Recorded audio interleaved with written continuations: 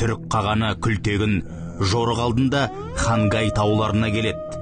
Қақыраған қыстың күні қар қалың.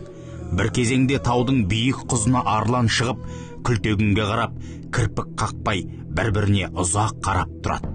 Жасақта үн жоқ. Тек бөрілерден қорыққан аттар ғана пыр-пыр етіп, орындарында тыпыршиды.